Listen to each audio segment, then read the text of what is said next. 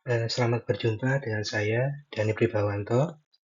Selamat datang pada dosen pengampu dan rekan-rekan mahasiswa sekalian. Hari ini saya akan mempresentasikan hasil analisis mengenai implementasi Good Corporate Governance dan teori keagenan pada kasus fraud PT Indofarma Tbk. Seperti yang kita ketahui, kasus fraud di perusahaan plat merah ini menjadi sorotan nasional karena kerugian negara yang amat besar. Melalui presentasi ini, saya akan membedah bagaimana kelemahan tata kelola dan konflik agensi memicu skandal ini. Baiklah, mari kita mulai dari ringkasan kasusnya. Pertama, mari kita bahas kronologi kasusnya. Krisis keuangan PT Indofarma Tbk atau INAF sebenarnya berakar dari penyimpangan pengelolaan keuangan di anak usahanya, yaitu PT Indofarma Global Medica atau IGM. IGM yang bertugas mendistribusikan produk-produk Indofarma menolak menyetorkan dana hasil penagihan sebesar 470 miliar rupiah ke Indofarma. Akibatnya, arus kas Indofarma macet total hingga tidak mampu membayar gaji karyawannya sejak tahun 2023, yang akhirnya terpaksa ditanggung oleh induk BUMN mereka, yakni PT Bio Farma Tbk. Investigasi Badan Pemeriksa Keuangan (BPK) untuk tahun buku 2020 hingga 2023 mendeteksi adanya indikasi tindak pidana korupsi yang merugikan keuangan negara hingga mencapai 371,83 miliar. Sekarang kita bedah pelanggaran prinsip GJG-nya. Prinsip pertama yang dilanggar secara ekstrim adalah transparansi. Indofarma terbukti melakukan manipulasi laporan keuangan melalui praktik Windows dressing agar kinerja mereka terlihat sehat. Lebih parah lagi, BPK menemukan adanya penempatan dana restitusi pajak pada rekening tersembunyi yang sengaja tidak dicantumkan dalam laporan keuangan resmi perusahaan. Prinsip kedua, akuntabilitas. Pengawasan internal di level manajerial runtuh total. Pada tahun 2020, mantan Direktur Utama berinisial AP menciptakan transaksi piutang dan utang fiktif, serta menyalurkan uang muka pembelian alat kesehatan yang tidak sesuai dengan realita di lapangan. Hal ini membuktikan tidak adanya sistem pertanggungjawaban fungsi yang jelas di dalam organisasi. Selanjutnya, kita melihat pelanggaran pada 3 prinsip GJG lainnya pada prinsip responsibilitas. Perusahaan abai terhadap regulasi keuangan resmi, kewajiban pelaporan gratifikasi, aturan hubungan industrial, hingga perlindungan lingkungan. Untuk prinsip independensi atau kemandirian, direksi dan badan pengawas internal kehilangan kemandiriannya dalam mengambil keputusan karena adanya intervensi dari pihak luar yang tidak kompeten. Ini merupakan pelanggaran telak terhadap pasal 40 Permen BUMN nomor 2 tahun 2023 yang menuntut pengelolaan profesional bebas benturan kepentingan.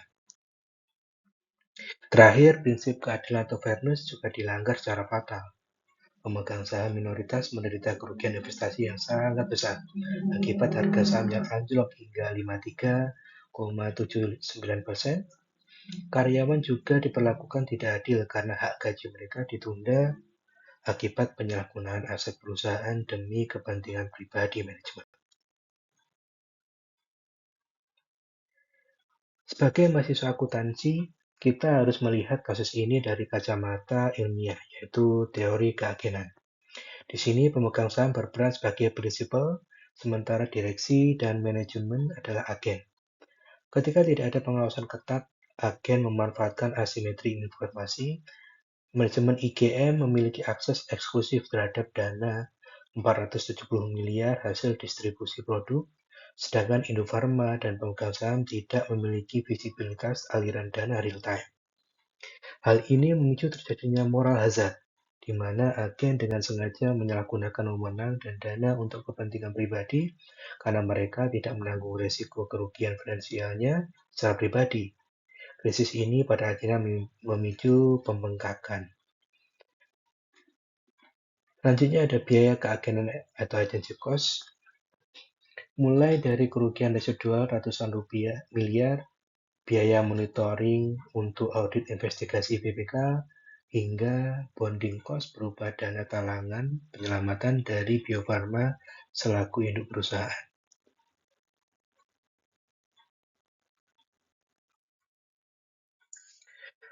Lalu dampak kasus terhadap perusahaan dan stakeholder bagaimana? Dampak dari kegagalan tata kelola ini meluas secara masif dan merusak berbagai pihak. Bagi internal perusahaan, reputasi Indofarma hancur di mata publik.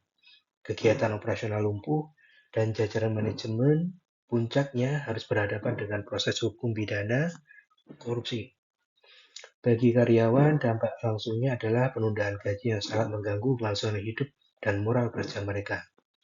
Para pemegang saham minoritas harus merelakan nilai investasi mereka menguap begitu saja karena saham perusahaan anjlok lebih dari setengah nilai awalnya.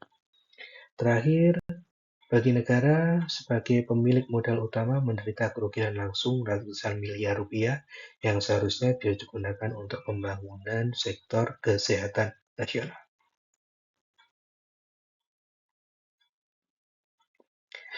Rekomendasi solusi berdasarkan teori Good Corporate Governance untuk mencegah terulangnya tragedi tata kelola seperti ini di masa depan, ada beberapa rekomendasi solusi berbasis teori GCG yang wajib diterapkan. Yang pertama, kita harus memperkuat fungsi audit internal. Audit internal harus sepenuhnya independen dan kompeten agar mampu mengendus penyimpangan transaksi sejak awal sebelum menjadi bola salju. Selanjutnya, bisa menyusun whistleblowing system atau WBS yang andal. Karyawan di level bawah seringkali mengetahui kecurangan terlebih dahulu, sehingga mereka memerlukan sistem laporan yang aman tanpa takut akan adanya pembalasan karir. Selanjutnya, melakukan pelatihan etika dan kepatuhan secara berkala demi membentuk budaya perusahaan yang berintegritas tinggi, mengadopsi teknologi informasi terintegrasi seperti ERP. Sistem ERP yang real-time akan memotong asimetri informasi antara perusahaan induk dan anak perusahaan, sehingga setiap pergerakan dana dapat dipantau setiap detik.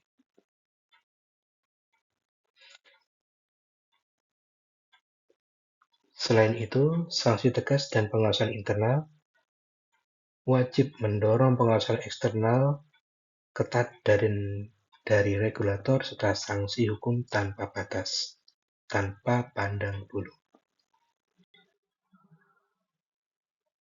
Kesimpulan. Sebagai kesimpulan pribadi dari analisis ini, saya memandang bahwa kasus PT Indofarma Tbk memberikan pembelajaran berharga bahwa GCG atau Good Corporate Governance bukanlah sekedar dokumen formalitas atau checklist birokrasi.